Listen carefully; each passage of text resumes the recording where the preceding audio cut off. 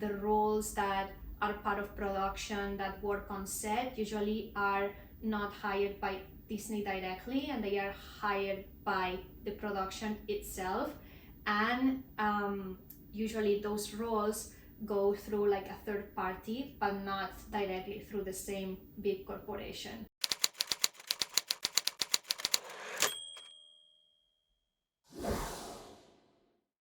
Oi pessoal, a gente está aqui hoje com a Gisela. Ela trabalhava no estúdio da Disney há um tempo atrás, hoje ela já está numa outra companhia, mas ela vai dividir hoje com a gente alguns aspectos de RH de um grande estúdio com a gente, então vamos começar a entrevista. Thank you, G, for talking to me today. It's your weekend, but I know that we normally work on weekends anyway, so... Yes, we do a lot of them. But let's start talking a little bit about your background. Explain to everyone, how did you start and why do HR in entertainment? Right. This is a very good question. I've been now almost 9 years working in the media and entertainment industry, and I have been in between recruiting and human resources. And I always have been fascinated by the industry, and I thought that there is nothing best for me than be able to do what I love to do in my profession, and being an HR human resources professional in business, but do it in an industry that fascinates me every day and that teaches me so much every day, and it's a constant learning and is filled with creativity. So combining both for me was a perfect combo. What is one of the biggest questions people normally ask you about starting to work on a big company like Disney itself? I think that people are most curious about how did I actually got the job, or how did I start it, or how it happened. I also get a lot of questions about networking in general. It's always been one of those in conferences or panels or events that people are curious about how can they build their networks and how to approach people and how to navigate in general the industry, because there is a lot of things that happen that are not as visible as in other industries, for example. So these are some of the most common ones, and then there is always questions that relate to how do I start for those that are new in the industry, or how they can grow on it. And people are also very curious about the type of jobs that you can actually find on a big corporation. Talking about that last question is like what the jobs are, because for the animation aspect, we know that Disney is always hiring animators, artists in general, but I don't think it's very clear to what are the professions based on set. If Disney hires people, what are really the roles that Disney live action is truly hiring, or any studio is really hiring? This is a complex question to answer, because there is not a standard answer, and every company has its own particularities. And also within the same big company, like I mentioned before, they have different ways of operating. But if we are speaking in a context of live action, usually we can find the roles that support the production or that lead the production, that are the roles that are part of the big studio that I hired by the big company itself. And then the roles that are part of production that work on set usually are not hired by Disney directly, and they are hired by the production itself. And usually those roles go through like a third party, but not directly through the same big corporation. So basically, who is being hired by the studio is like the executive producer and marketing, distribution departments, right? That's correct. So you did work on HR at Disney Animation and in Disney Live Action. What would you say are the differences that you can actually say? Because we know that a lot of things are secretive as well. Well, animation was a very unique perspective and has a lot of uniquenesses to it, because you have more visibility on how the film is made and actually how things happen in the film, and how the departments connect with each other, and how the production works, and what comes first and what comes last.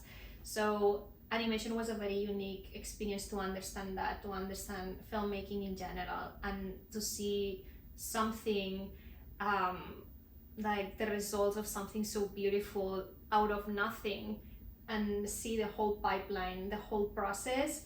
That's definitely something very unique from animation. And most of the production, not all of it, but most of it happens in-house, like under one same roof. So that's something that is also very unique. And I feel like there is this is a personal opinion, and based on exclusively my own personal experience, but the amount of collaboration and how collaborative something can be, I feel like animation captures and provides the gift of collaboration, and you can actually see the amazing results of collaborative work where absolutely every single person that somehow touches the film, it just inspires, and you can see that is a result of really knowing how to collaborate with each other. And the difference is that you have visibility to it, as opposed to as live action, for example. I felt, or I found, that it's not as visible. It's not.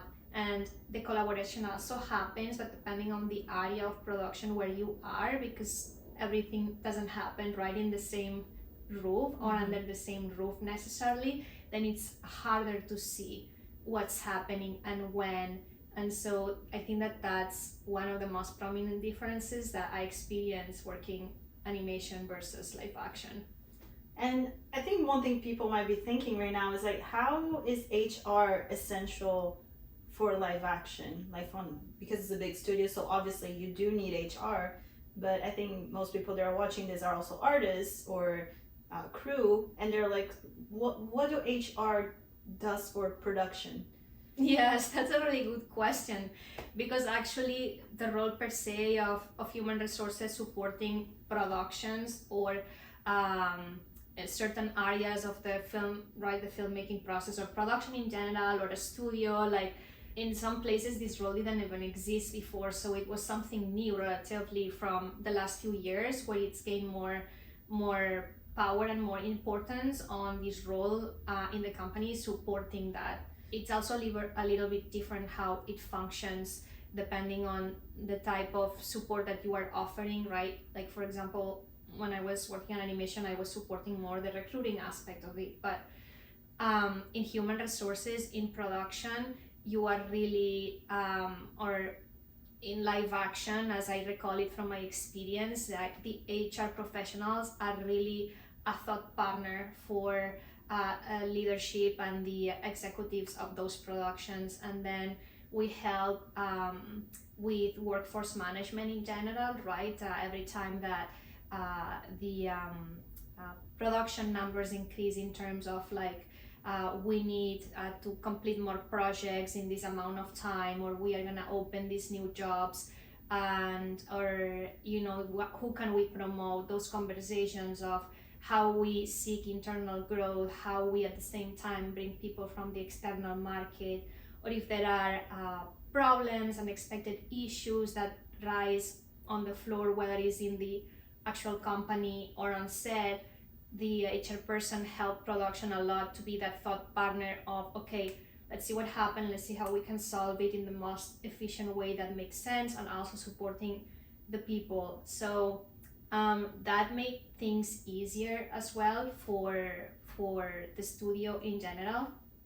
And it's a role that touches a lot of different areas, that can go from solving complex business processes or solving issues that might happen working in a collaborative environment, right? Or sometimes like disagreements between people, and being also that thought partner in terms of like financially how things make more sense in terms of building the teams.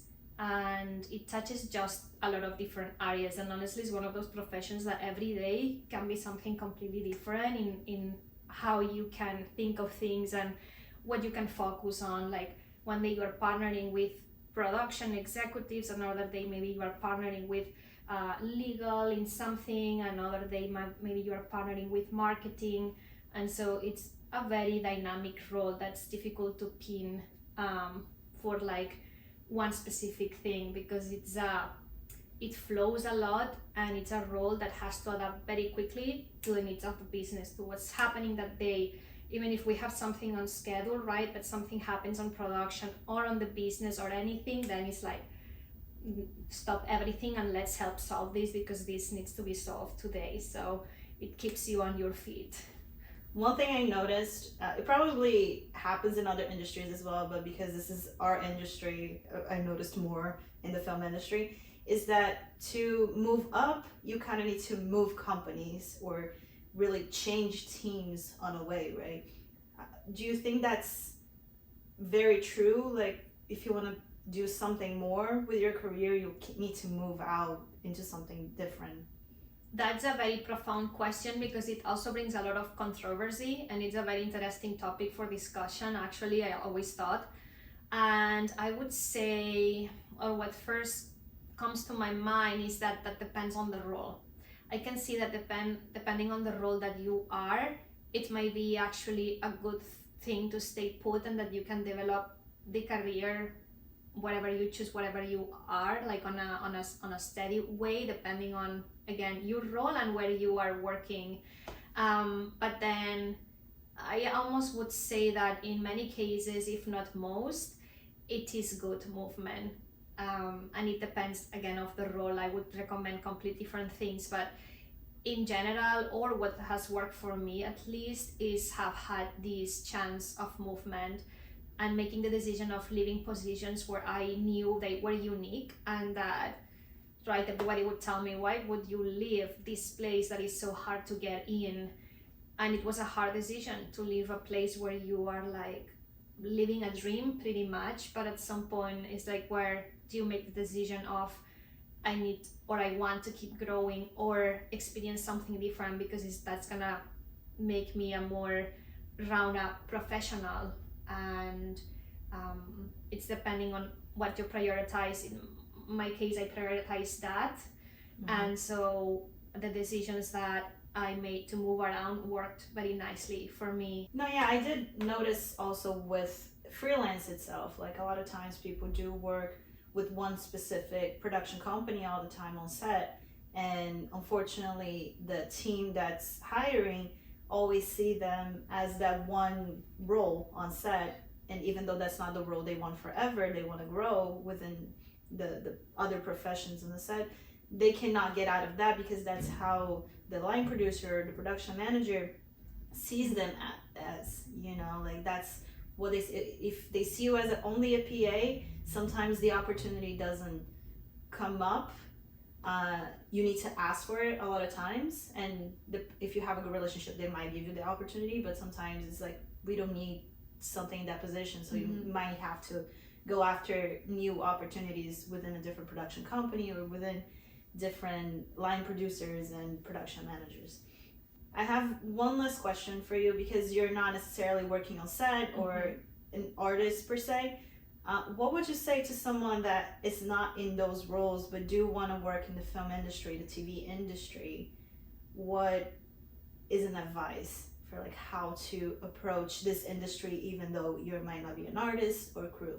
I would say that it's it's different if we are talking about roles on set or in a corporation. The ones that are part of a corporation and that are hired directly by the corporation, they are way easier to find online nowadays, even though, like, because most of the times now the roles are posted that are part of a corporation.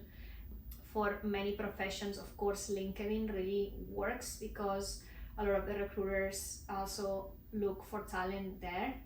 And learning how to approach people and how to communicate, and when you are sending the messages, knowing and making that message mindful, it can also make a difference to how people are gonna help you. So it kind of relates to a little bit how we do networking. I've seen a lot of missed opportunities of people that actually have read messages, but because of the messages were not maybe communicated in a way that was expected for a certain occasion, maybe that just doesn't help. And so I feel like connecting all those dots and just start with the basics, but have like a really strong core and fundamentals for yourself in terms of your resume, like your job search strategy, your branding, and the way you can communicate and network.